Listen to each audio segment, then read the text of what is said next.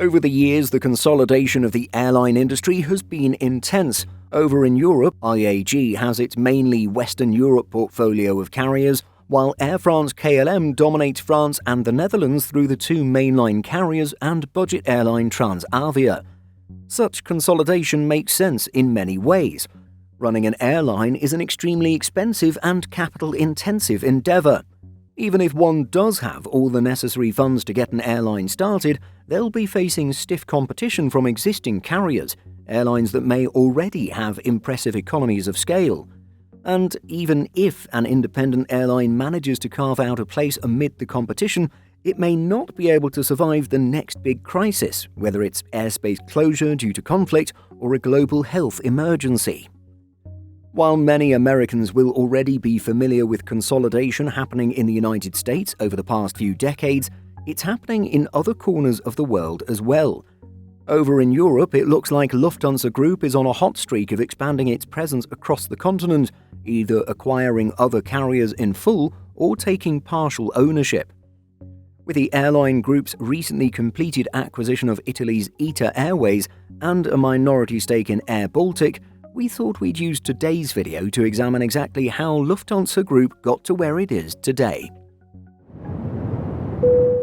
It was in 1997 Lufthansa, the German airline, was finally privatized as a way to be more competitive. Lufthansa Group then took a stake in Air Dolomiti in 1999 before owning it outright from 2003. In 2001, Lufthansa would take an initial 24.9% stake in Eurowings. This would be increased to 49% in 2004. Then, after exercising full control of the airline in 2005, it assumed complete ownership of the carrier in 2011. Germanwings would also become a wholly owned subsidiary of Lufthansa Group in 2009. 2005 would be a big year for the German airline group. Not only did it take full control of Eurowings that year, but it also acquired Swiss. The Zurich-based airline, while retaining its own brand and identity, was fully integrated into the Lufthansa Group network in 2007. Lufthansa's acquisition streak wouldn't stop there, as 2008 was another massive year for the group. In September of that year, the Lufthansa Supervisory Board approved a decision to acquire 45% of Brussels Airlines. Then, in December 2008, Lufthansa Group moved to acquire Austrian Airlines. It sounds like the Austrian deal faced more challenges than previous acquisitions, as France 24 reported that Lufthansa Group had to endure, quote, tortuous negotiations, fierce opposition from rival airlines, and competitive concerns on the part of the European Commission. But in August 2009, the European Commission finally gave Lufthansa the green light for the Austrian deal. It wouldn't be until 2018 that Lufthansa exercised a call option to purchase the remaining 55% of the shares of Brussels Airlines and take over 100% of the carrier. Things would go a bit quiet after that, with the pandemic likely being a factor. But then, in 2023, Lufthansa Group and Italy's ITA Airways, formerly Alitalia, agreed in May 2023 that the former would acquire a minority stake of 41% in the latter. However, the European Commission again expressed its opposition to this deal. In March 2024, the governing body put out a statement saying, "The European Commission has informed Deutsche Lufthansa AG and the Italian Ministry of Economy and Finance of its preliminary view that their proposed acquisition of joint control of ITA Airways may restrict competition on certain routes in the market for passenger air transport services in and out of Italy. The Commission is concerned that customers may face increased prices or decreased quality of services after the transaction." Based on its investigation, the European Commission was specifically concerned with the following: reduced competition on a certain number of short-haul routes connecting Italy with countries in Central Europe, reduced competition on a certain number of long-haul routes between Italy and the US, Canada, and Japan, the creation or strengthening of ITA's dominant position at Milan Linate Airport, which would make it harder for rivals to provide passenger air transport services from and to the Italian airport. To appease the European Commission and get its deal approved, Lufthansa Group had to offer several concessions. The supply of assets to rival airlines to run non-stop flights between Rome or Milan and Central Europe, the formation of interlining and a slot swap agreement with rival airlines on specific long-haul routes, and the transfer of more of Lufthansa's takeoff and landing slots at Linate to a rival airline than would have been added to ITA's control. With European regulators satisfied, Lufthansa Group finalised its 41% stake in ITA Airways in January 2025.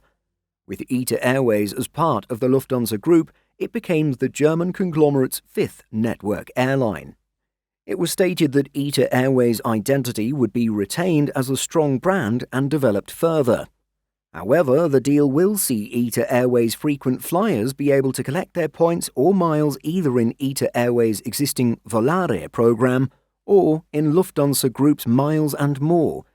Frequent flyers of Lufthansa will also have the opportunity to earn and redeem miles on ITA Airways flights.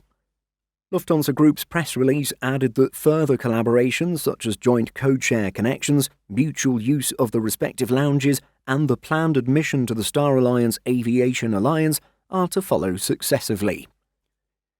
The ITA Airways deal was most certainly the largest transaction for Lufthansa Group over the past few years, but the airline would go just a little further in 2025 with the acquisition of a 10% stake in Air Baltic on January 29th. On that day, the Ministry of Transport of Latvia, Air Baltic and Lufthansa Group announced the signing of an agreement for Lufthansa Group to invest €14 million in Air Baltic for a minority stake and supervisory board seat. Upon a potential IPO of Air Baltic, Lufthansa Group will have its stake converted into ordinary shares. Such a deal isn't too surprising given that Lufthansa has already been relying on Air Baltic for additional capacity through several wet lease arrangements. The Latvian carrier and its Airbus A220s have been tasked with operating flights on behalf of both Lufthansa and Swiss. An extended deal agreed upon in 2024, which carries through to 2028, sees the deployment of up to 21 additional A220-300s during the summer and 5 during the winter at various Lufthansa Group hubs. One final thing to mention is that Lufthansa Group has been eyeing Star Alliance member TAP Air Portugal for some time now. However, the Portuguese carrier has attracted a lot of interest from other potential buyers as well. As reported by Aerotime, IAG is currently considered the frontrunner to acquire the airline, particularly as Lufthansa Group has been busy managing its ITA Airways acquisition. Additionally, given Lufthansa Group's airline acquisitions over the years, it's hard to imagine the European Commission allowing yet another carrier to be absorbed into the German conglomerate. But what do you think about Lufthansa Group's insatiable appetite for acquiring European airlines? What do you think is the company's next move? Additionally, we'd love to hear from you on whether or not you think such moves are actually beneficial to travellers. Let us know your thoughts on all of this by leaving a comment. Simple Flying publishes over 150 articles every week. If you're looking for the latest aviation news and insights, visit simpleflying.com.